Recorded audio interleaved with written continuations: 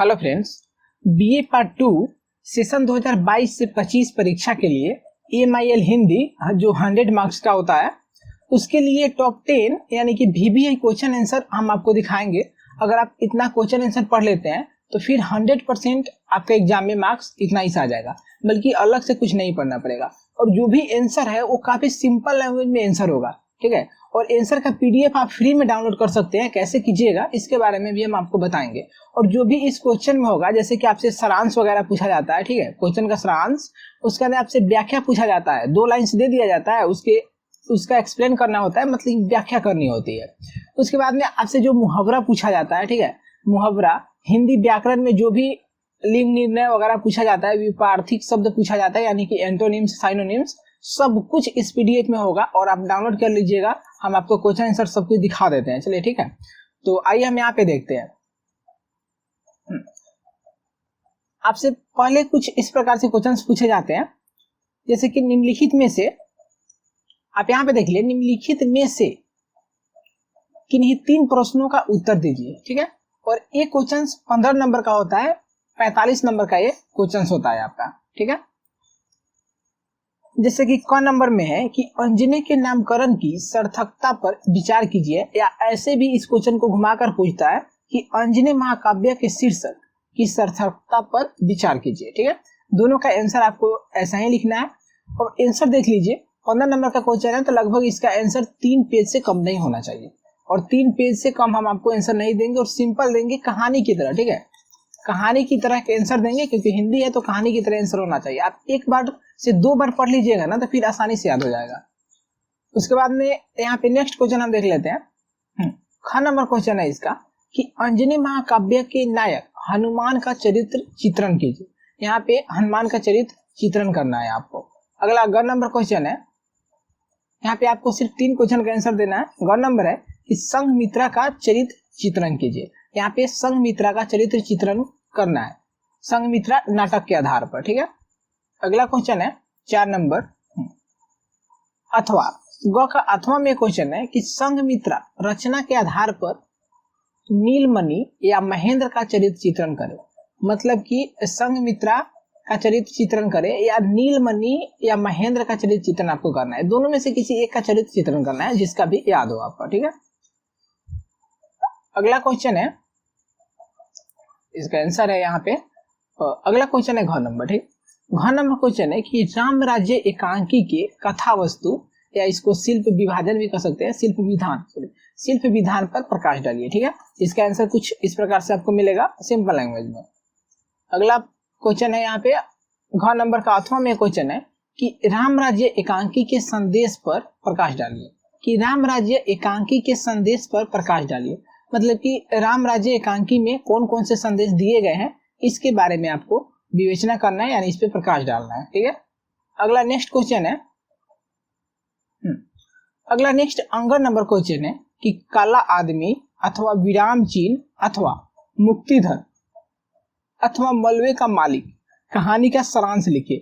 मतलब कि इसमें से किसी एक कहानी जो भी आपको याद हो, सिर्फ उसका ही सारांश लिखना है, ठीक है।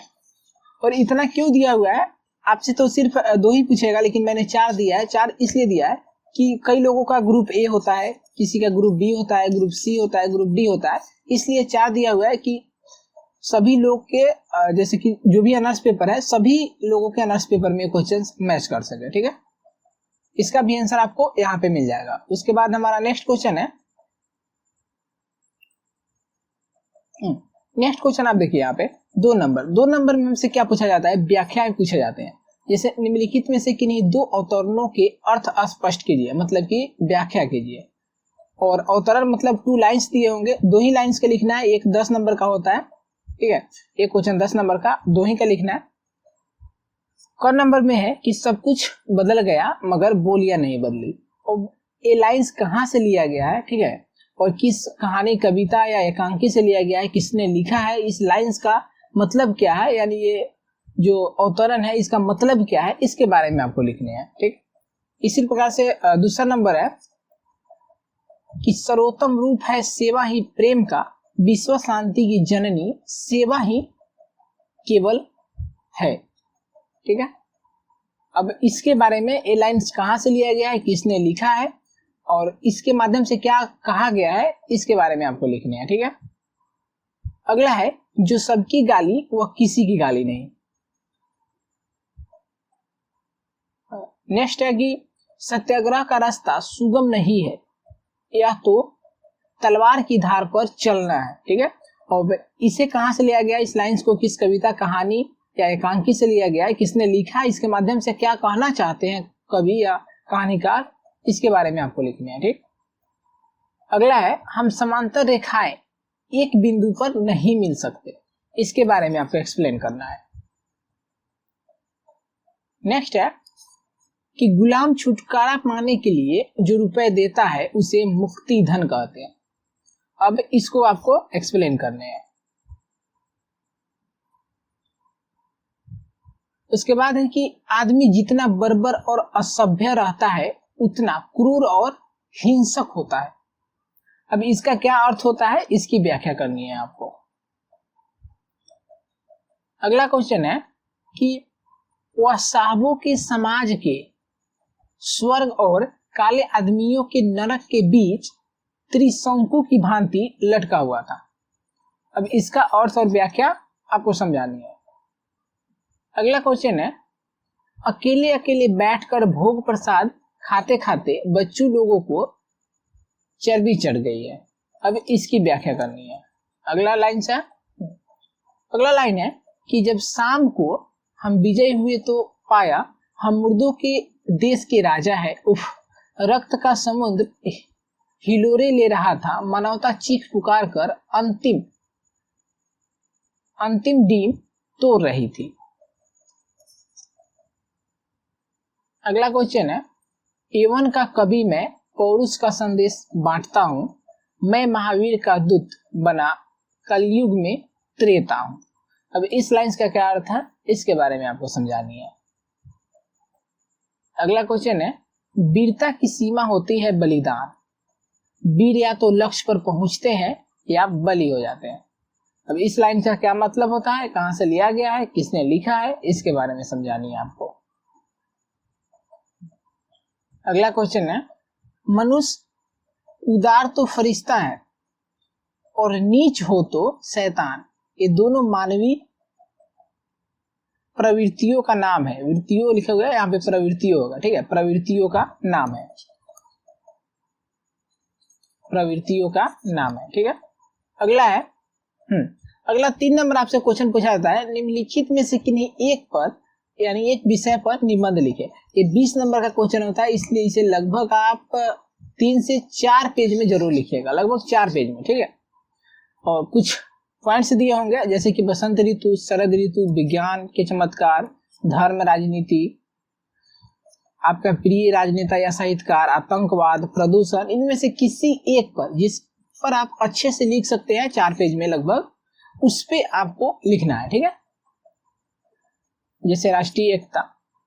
उसके बाद 4 नंबर आपसे क्वेश्चन पूछे जाते हैं कि निम्नलिखित में से किन्हीं 5 शब्दों के वाक्य प्रयोग द्वारा लिंग निर्णय कीजिए। 1 नंबर का एक होता है, 5 नंबर के क्वेश्चन होते हैं। ठीक है, और इसमें से किसी 5, हमने इतना सारा दिया हुआ है, ज्यादा तो नहीं है, लगभग कितना है, हाँ 60 है, यानी 60 है। 60 को ही आप पढ़ लीजिएगा तो फिर इसी में से 5 आपका आ जाएगा, अलग से नहीं आएगा। ठीक है, तो आप देख लीजिएगा, यहाँ पे कुछ इस प्रकार से आपको समझाने होते हैं। अगला क्वेश्चन है 5 नंबर। 5 नंबर में क्या पूछा जाता है आपसे कि निम्नलिखित में से किन्हीं 5 के विपरीतार्थक शब्द लिखिए, यानी कि एंटोनिम्स लिखिए। ठीक है, ये भी 5 पूछे जाते हैं, एक नंबर का एक होता है। जैसे कि अवंती का उन्नति, अगला का पिछला, अल्पायु का दीर्घायु, अधिकतम का न्यूनतम, आयात का निर्यात, इस प्रकार से होते हैं। ठीक है, और इसका भी मैंने लगभग 60 दिए होंगे, हाँ 60 दिए हुए हैं, इतना ही याद कर लीजिएगा और फिर आपका काम चल जाएगा, अलग से नहीं पढ़ना होगा। हाँ, उसके बाद में आपसे मुहावरा पूछा जाता है, निम्नलिखित में से किन्हीं 5 मुहावरा के वाक्य प्रयोग द्वारा अर्थ स्पष्ट कीजिए। ठीक है, ये भी 1 नंबर के होते हैं, 5 नंबर के 5, शायद ये 2 नंबर के होते हैं। ठीक है, ये 10 नंबर होना चाहिए, अब देख लीजिएगा वहां कितना नंबर का होता है। ठीक है, और जैसे कि अंगारों पर पैर रखना, तो इसका अर्थ आपको पहले लिखना है कि जानबूझकर अपने को खतरे में डालना। ठीक है, अगर अर्थ स्पष्ट करने के लिए सिर्फ आपसे बोलता है, ठीक है, अर्थ स्पष्ट करने के लिए बोलता है तो एक नंबर का देगा, 5 गुने 1 लिखा होगा बराबर 5, तो अर्थ स्पष्ट आप सिर्फ इतना ही लिखिएगा, इतना बस। अंगारों पर पैर रखना, जानबूझकर अपने को खतरे में डालना, या अपना उल्लू सीधा करना दिया होगा तो आपको लिखना है सिर्फ इतना कि अपना काम निकालना बस। लेकिन अगर वाक प्रयोग दिया होगा, ठीक है, वाक प्रयोग द्वारा अर्थ स्पष्ट, तो आपको यहाँ पे पूरा लिखना पड़ेगा, पूरा। तो ये 2 नंबर का होगा, यहाँ पे 5 गुने 2 बराबर 10 लिखा होगा, ठीक है, आप वहां पे चेक कर लीजिएगा। तो इस प्रकार से इसका भी लगभग 40-50 होंगे, 50 है, 52 है, यहाँ पे आप इतना देख लीजिएगा, इतना से काम हो जाएगा, ठीक है। और पीडीएफ कैसे डाउनलोड कर सकते हैं, तो पीडीएफ डाउनलोड करने के लिए आप टेलीग्राम ज्वाइन कीजिए, टेलीग्राम ज्वाइन कीजिए, इसका लिंक डिस्क्रिप्शन में, आप वहां पे टेलीग्राम ज्वाइन कर लीजिए, वहां पे हम पीडीएफ अपलोड कर देंगे, पीडीएफ डाउनलोड करके आप आसानी से पढ़ लीजिएगा, ठीक है। और अदरवाइज क्वेश्चन भी आपको पीडीएफ या क्वेश्चन यूट्यूब पे मिलेंगे, तो चैनल को सब्सक्राइब कीजिए एंड लाइक कीजिए।